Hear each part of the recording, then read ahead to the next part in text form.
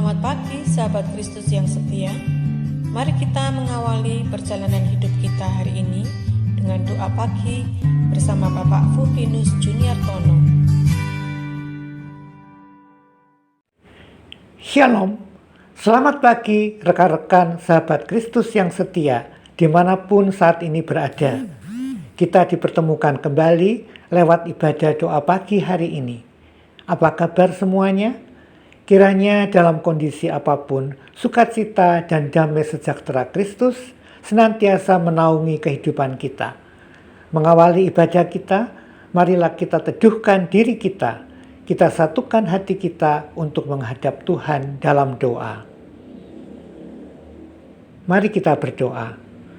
Tuhan yang Maha Pemurah dan Pengasih, bersama keluarga dan para sahabat kami telah hadir bersama, berjumpa dengan Tuhan lewat ibadah doa pagi hari ini.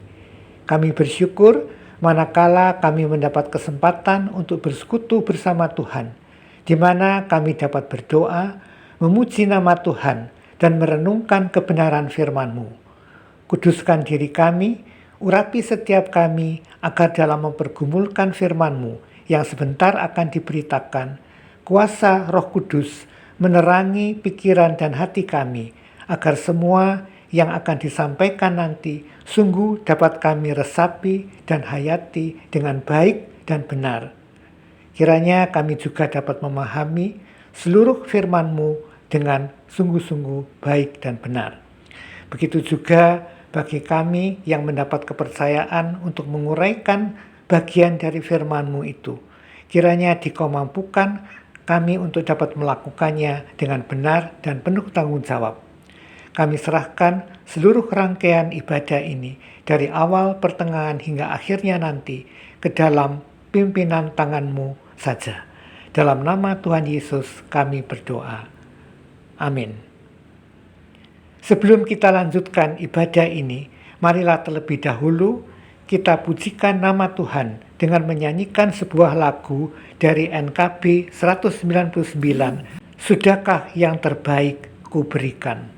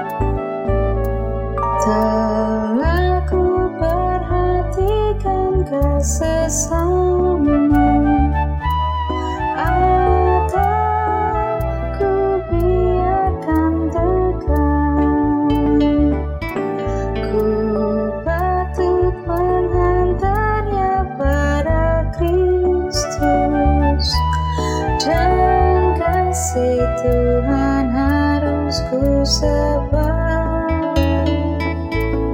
Berapa yang terhilang telah ku cari, dan ku lepaskan yang terbelenggu.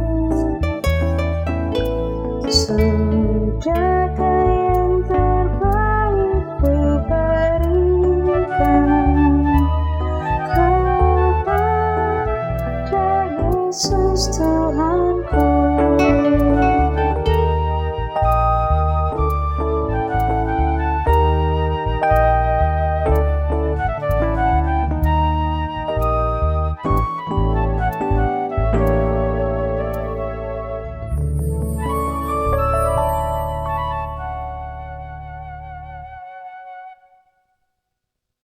Sahabat Kristus yang mengasihi dan dikasihi Tuhan, renungan kita kali ini saya beri tema, sudahkah kita berkarya dengan benar dan sungguh hati bagi Tuhan?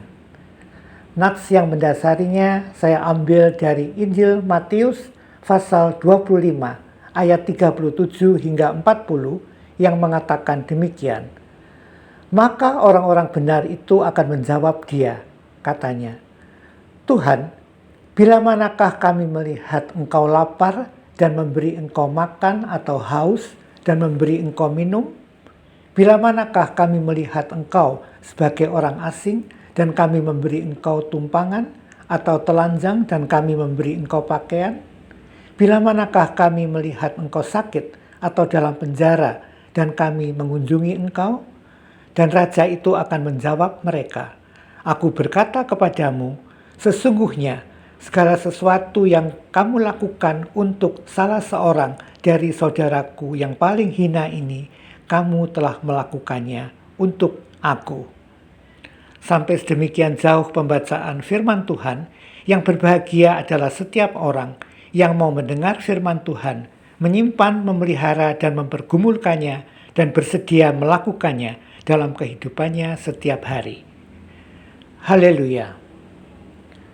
Bu Rukmi adalah seorang janda berusia 78 tahun yang tinggal di sebuah kampung di mana mayoritas penduduknya adalah Kristiani. Beliau disegani oleh warga kampung di mana dia tinggal, bukan saja karena usianya yang sudah lanjut, tetapi terlebih dari itu adalah sifatnya yang selalu peduli terhadap orang lain dan suka membantu sesama. Rasa simpati dan empati kepada orang lain melekat pada dirinya, dan itu selalu ditunjukkan melalui kata-kata dan perbuatannya. Kalau ada warga yang sakit, beliau selalu datang menjenguk dan mendoakan. Bila ada warga kampung yang bertikai atau berselisih, beliau selalu berinisiatif untuk mendamaikan mereka. Pernah suatu ketika ada tetangganya yang punya anak kecil yang sakit.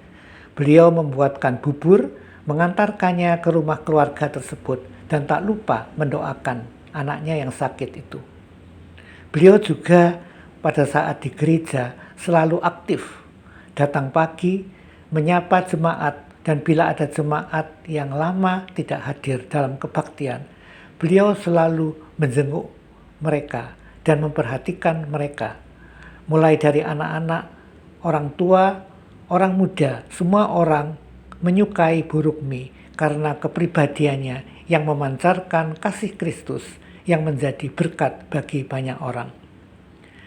Sahabat Kristus yang setia, sesungguhnya setiap kita yang menjadi pengikut Kristus ingin selalu melakukan sesuatu untuk Tuhan, rindu berkarya baginya.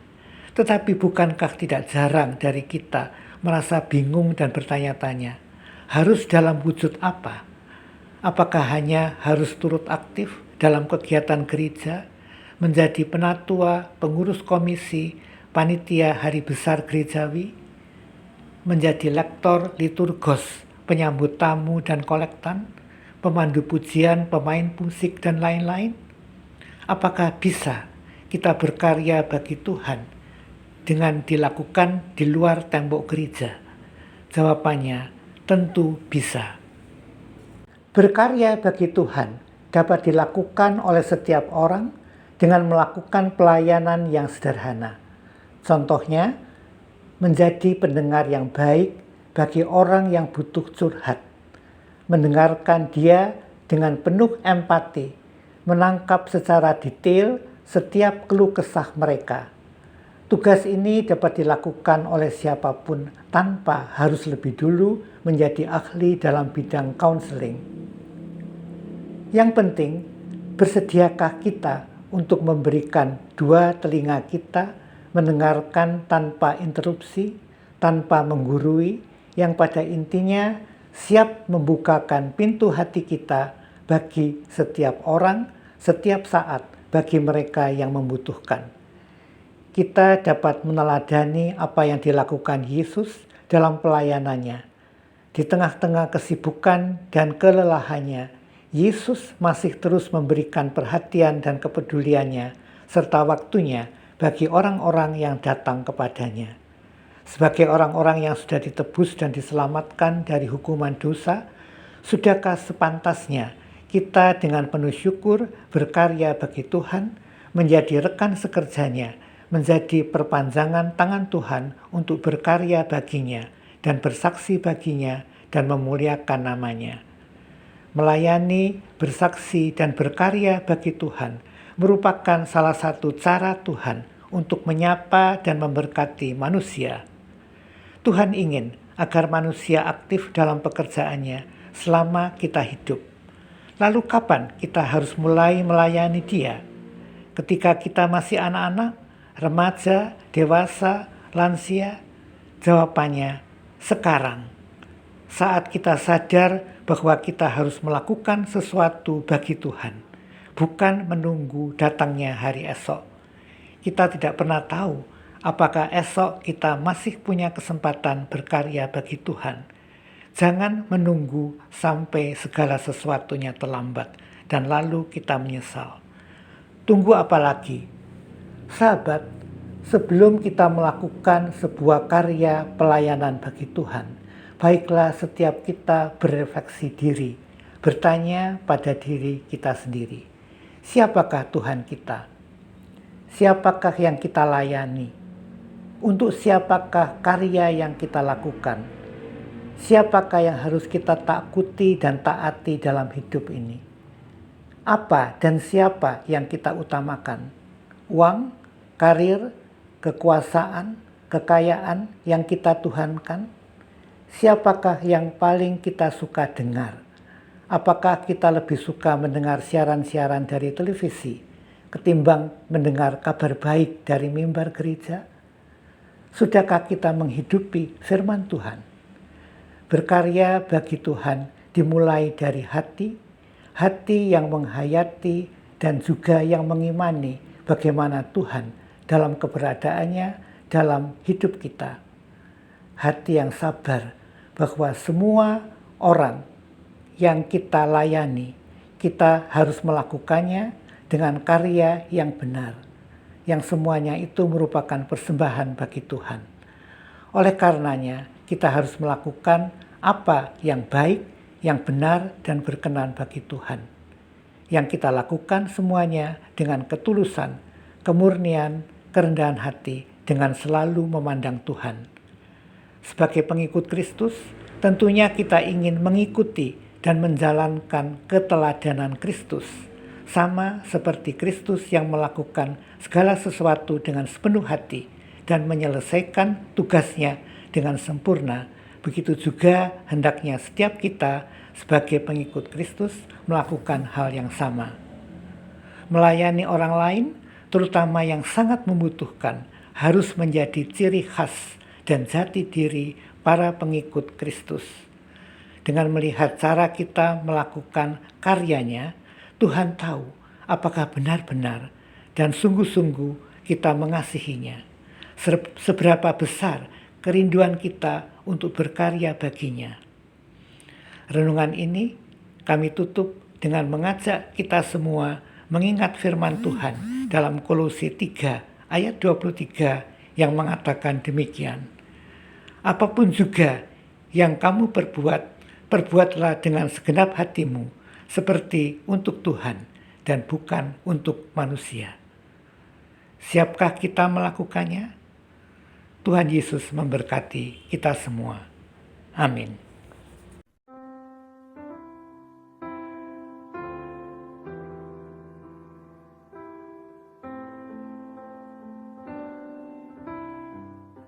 Sahabat Kristus yang setia, marilah sekarang kita naikkan bersama doa-doa syafaat.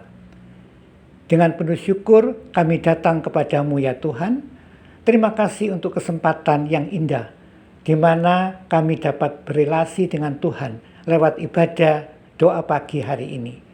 Biarlah perjumpaan kami dengan Tuhan boleh semakin meneguhkan, menguatkan, mengokohkan iman percaya kami kepada Dikau, dan semakin memotivasi kami untuk berkarya bagi Tuhan dengan benar dan sungguh-sungguh.